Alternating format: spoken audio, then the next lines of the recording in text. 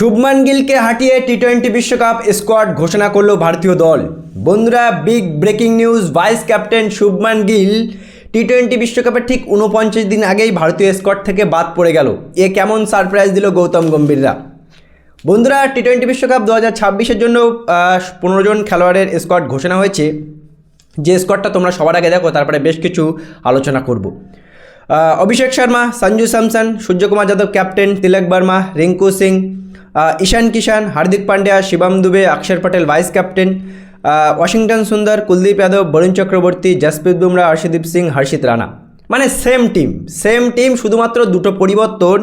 সেটা হলো সবথেকে বিগ, যেটা আমাদের সারপ্রাইজ করলো, সেটা হলো ভাইস ক্যাপ্টেন শুভমান গিল তার নাম না থাকা। দেখো, আমরা জানতাম শুভমান গিল বহুদিন ধরে টি-20 খেলতে পারছে না। সবাই বলছিল সঞ্জুকে সুযোগ দাও, এবার সেটাই হলো।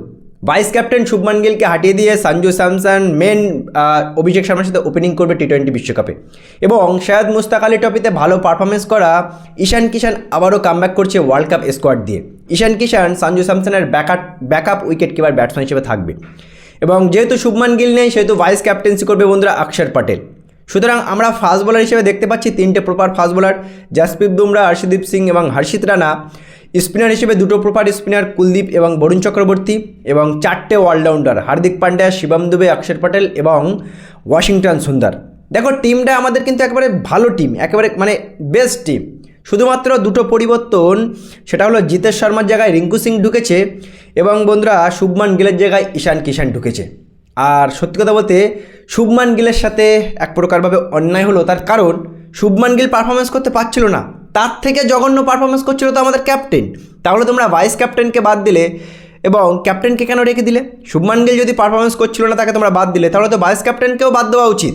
কিন্তু তারা দিল না বন্ধুরা, শুধুমাত্র শুভমান গিলকে বাদ দিয়ে সূর্যকুমার যাদবকে রাখলো।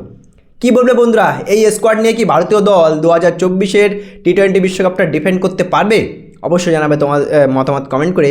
এবং এই স্কোয়াড তোমাদের কেমন লাগলো, বা শুভমান গিলকে ঠিক 49 দিন আগে টি-20 বিশ্বকাপের স্কোয়াড থেকে বাদ দেওয়া তোমরা কেমন করে দেখো, অবশ্যই জানাবে কমেন্ট করে। ভিডিওটি ভালো লাগলে চ্যানেলটা অবশ্যই সাবস্ক্রাইব করে দেবে।